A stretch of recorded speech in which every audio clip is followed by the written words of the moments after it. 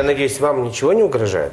Ну, знаете, вот я повторяю, что любой человек, который идет в оппозицию к Рахмонову, да, любое инакомыслие они воспринимают как враги. Знаете, я уже привык, мне бояться нечего, терять нечего, да. Я всегда говорю так, что чем думать каждый день о смерти, лучше один раз умереть. Но мне было очень обидно, когда я буквально недавно, на днях, получил информацию, да, из очень серьезных источников, что готовится покушение на молодого, да, там, политика, на молодого лидера, на Умара Ликуатова. Я ему об этом сказал. А вам что-то известно об этих готовящихся покушениях? Ну, в принципе, мне тоже очень много раз об этом говорили. В принципе, источники, которые были, они очень подтвердили, что да, готовятся, и они уже вышли.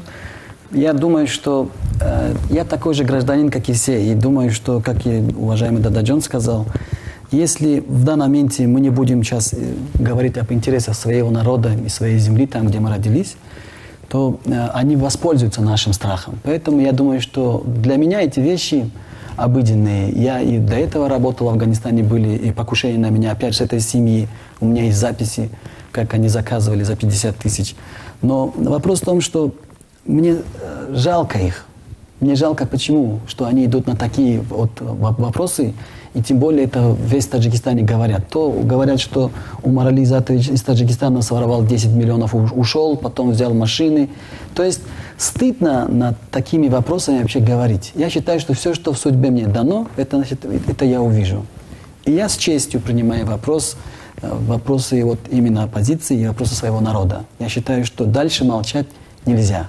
Ну, вот смотрите, то есть я так понимаю, что вот при нынешней ситуации, при нынешней конституции, при нынешнем политическом режиме в ноябре 2013 года Рахмонову гарантирована победа на президентских выборах.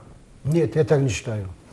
Я думаю, что события в Таджикистане, да, могут так неожиданно развиваться, что да, ни один эксперт или ни один, там, я не знаю, человек не может предлагать, да, предвидеть.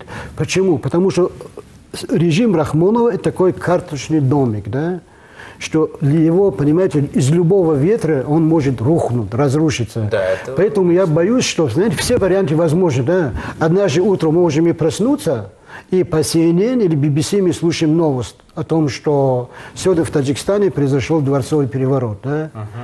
Понимаете, потому что в окружении Рахмонова тоже очень многие люди хотят от него избавиться. Они понимают, что быть с Рахмоновым, да, это катастрофа для их будущего их детей. Поэтому они хотят избавиться от Рахмонова. Понимаете, есть несколько групп в окружении Рахмонова, которые бы хотели, я не знаю, это как называют, бунт, переворот, да, дворцовый, и взять власть. Это во-первых. Во-вторых, есть очень много людей, которые могут пойти в банк и взять, знаете, дворец президента. Это особого ничего не стоит. То есть мы говорим о дворцовом перевороте. Да. А вы считаете, у Умара такое возможно? Ну, я хотел бы дополнить, уважаемого, что это рабство, если он будет дальше президентствовать, это уже рабство моего народа будет. А по поводу того, что обязательно будет, хотим мы того, не хотим, в Таджикистане не надо ждать выборов. Мы уверены, что до выборов будут эти события. Почему? Потому что народ, кроме нас, вот оппозиция, которая здесь находимся, в активной фазе идет к тому, что дальше терпеть этот режим нельзя. Потому что это и тюрьма. И потом реакция.